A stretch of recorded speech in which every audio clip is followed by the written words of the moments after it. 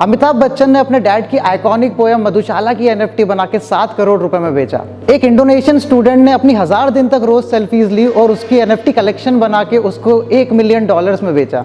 Jack Dorsey जो कि Twitter के फाउंडर है, उन्होंने अपनी पहली ट्वीट का एनएफटी बना के $2.9 मिलियन कमाए। यहाँ तक कि सलमान खान, रजनीकांत, रोहित शर्मा और मनीष मल्होत्रा ने भी अपने एनएफटीज बनाए और उन्हें काफी हाई प्राइसेस पर बेचा। क्रिप्टो करेंसी को लेकर दुनिया में लोगों के काफ़ी कॉन्ट्राडिक्टरी ओपिनियंस है। कुछ लोग ऐसे हैं जो इसको क्लोजली फॉलो करते हैं और इसमें काफ़ी ज़्यादा बिलीव भी करते हैं, और कुछ लोग ऐसे भी हैं जो इन चीज़ में बिल्कुल बिलीव नहीं करते हैं। मगर ये बात तो एक फैक्ट है कि आज की तारीख में in crypto world NFTs are at an all time high, और एनएफटी का अडॉप्शन रोकना पॉसिबल नहीं होगा इन द कमिंग ईयर्स, ऐसा लोगों का मानना है। तो इस वीडियो में हम लोग देखेंगे कि एनएफटीज एक्चुअली होता क्या है, इसके कहाँ कहाँ यूज़ हो सकते हैं, इससे रिलेटेड प्रॉब्लम्स क्या आ सकती है, और आखिरी में हम ये भी डिस्कस करेंगे कि क्या इसमें अभी इन्वेस्ट करना एक अच्छा ऑप्शन है या नहीं है। तो चलिए अब डिस्कस करते हैं कि एनएफटीज होता क्या है। NFT stands for non fungible tokens. Fungible का मतलब होता है रिप्लेसेबल, मतलब कोई भी ऐसी चीज़ जो सिमिलर वैल्यू वाली चीज़ से रिप्लेस की जा सकती हो। एग्जाम्पल लेते हैं, मैं आपसे अगर एक 100 रुपये का नोट लेता हूँ और आपको एक दूसरा 100 रुपये का नोट वापस दे देता हूँ, तो इस चीज़ से आपको कोई फ़र्क नहीं पड़ेगा, क्योंकि उस चीज़ की वैल्यू सिमिलर थी। इसका मतलब यह है कि वो चीज़ रिप्लेसेबल थी, और या तो अपन ये इसको बोल सकते हैं कि वो चीज़ फंजिबल थी। अगर क्रिप्टो की दुनिया में देखा जाए तो बिटकॉइन या इथेरियम फंजिबल के एग्जाम्पल्स हो सकते हैं। नॉन फंजिबल का मतलब होता है नॉन रिप्लेसेबल। अब सोचिए कि वही सेम 100 रुपये का नोट था, लेकिन आप वही सेम नोट लेके गए थे अपने फेवरेट सेलिब्रिटी के कॉन्सर्ट में, और उसने आपको उस पर अपना ऑटोग्राफ दे दिया था। अब अगर मैं आपसे वही सेम नोट लेके कोई दूसरा नोट वापस आपको दे दूं 100 रुपये का, तो ऐसा आप होने देंगे क्या? ऑब्वियसली नॉट, क्योंकि वो चीज़ अब अपने आप में यूनिक है, या नॉन रिप्लेसेबल है, या फिर नॉन फंजिबल है।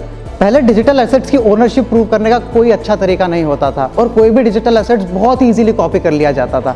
अगर मैं कोई भी फोटो या वीडियो अपलोड करता हूँ इंटरनेट पे, तो वो चीज़ आप कहीं से भी कॉपी कर सकते हैं। इस प्रॉब्लम को रिजॉल्व करने के लिए नॉन फंजिबल टोकन्स इंट्रोड्यूस किए गए। अगर इजी लैंग्वेज में बोलूँ तो नॉन फंजिबल टोकन एक डिजिटल डॉक्यूमेंट की तरह है जो प्रूफ ऑफ ओनरशिप डिफाइन करता है किसी डिजिटल या फिजिकल एसेट की। एनएफटीज ब्लॉकचेन टेक्नोलॉजी पर बेस्ड है, और आने वाले सालों में शायद उसका सबसे इंपॉर्टेंट यूज केस भी बन सकता है। जैसे कि हर इंसान की सिग्नेचर यूनिक होती है, उसी तरह हर एक एनएफटी भी अपने आप में यूनिक होती है। अब आप लोग सोच रहे होंगे कि ये सब तो ठीक है, लेकिन एनएफटीज का यूज रियल लाइफ में कैसे होगा? चलिए देखते हैं। एनएफटीज का डेटा किसी ना किसी फिजिकल या डिजिटल एसेट से जुड़ा हुआ होता है। इसका मतलब यह है कि एनएफटीज यूनिक डेटा पॉइंट्स होते हैं, और इसलिए वो यूनिक भी होते हैं और रिप्लेस नहीं किए जा सकते। तो इससे हमको ये पता चलता है कि इसकी मदद से एक इंडिविजुअल अपने एसेट्स की ओनरशिप डिजिटली किसी भी वे में प्रूव कर सकता है, जो कि बहुत ही ज़्यादा फायदेमंद प्रूव कर सकता है फ्यूचर में जाके। आज की डेट में एनएफटीज का सबसे इंटरेस्टिंग यूज केस ये निकल के आया है कि उसकी हेल्प से डिजिटल आर्ट या कलेक्टिबल्स बना के बेचे जा सकते हैं इन द सेम वे जैसे हम रियल वर्ल्ड में करते हैं। माइक विंकलमैन, जिन्हें बीपल के नाम से भी जाना जाता है, उन्होंने 5000 डिजिटल इमेजेस का कलेक्शन बनाया और उसे एनएफटी बनाकर बेचा। The first 5000 days created history, वो एनएफटी $69 मिलियन की बिकी है। स्पोर्ट्स रिलेटेड मूवमेंट्स भी ट्रेडिंग कार्ड बना के एज एन एनएफटी सेल किए जाने चालू हो चुके हैं।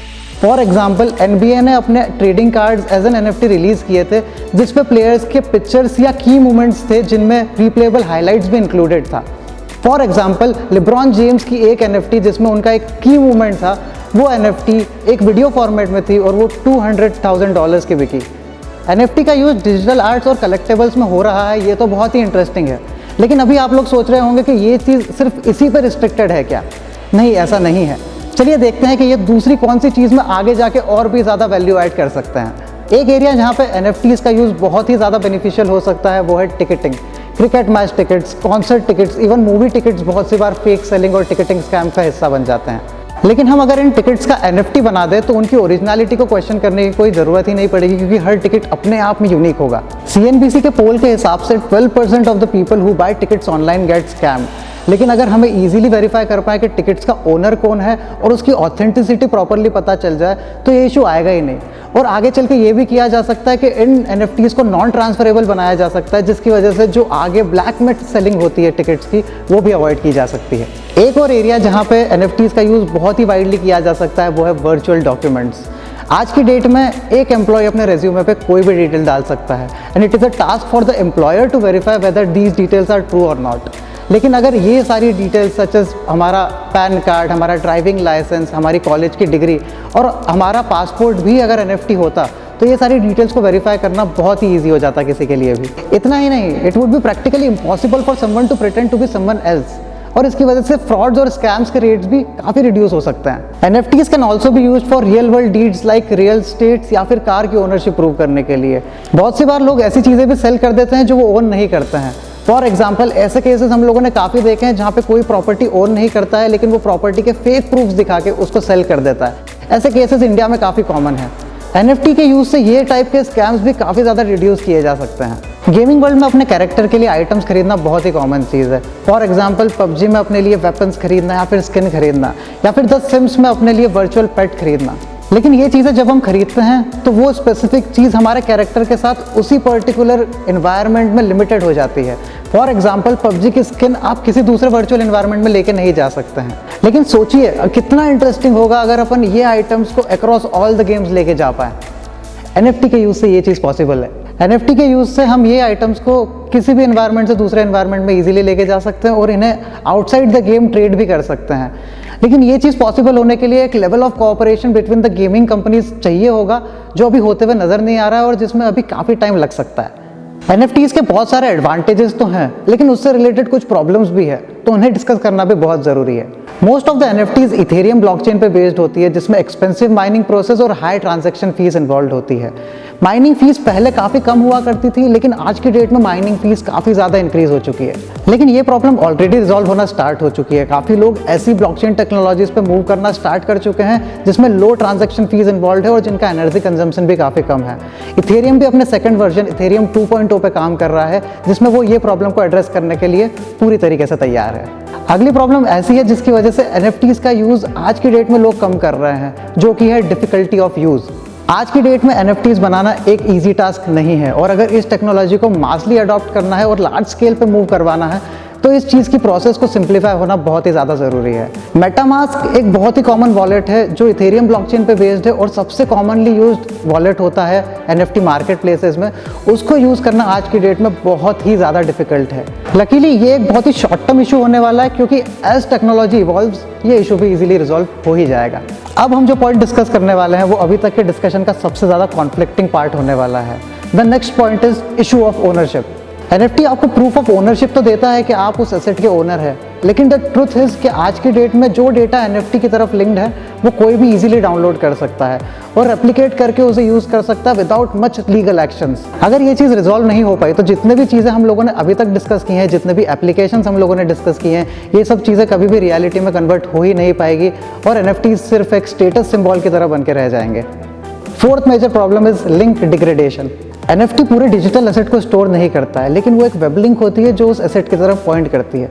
अब फॉर एनी रीज़न अगर वो लिंक ब्रेक हो जाती है या वो चीज़ अनएक्सेसिबल हो जाती है तो आपके पास एक बहुत ही एक्सपेंसिव 404 एरर वाली लिंक होगी जिसकी कोई वैल्यू नहीं है। अब आते हैं हमारे डिस्कशन के फाइनल पॉइंट पे कि क्या NFTs में इन्वेस्ट करना अभी के लिए सही मार्केट अपॉर्चुनिटी है।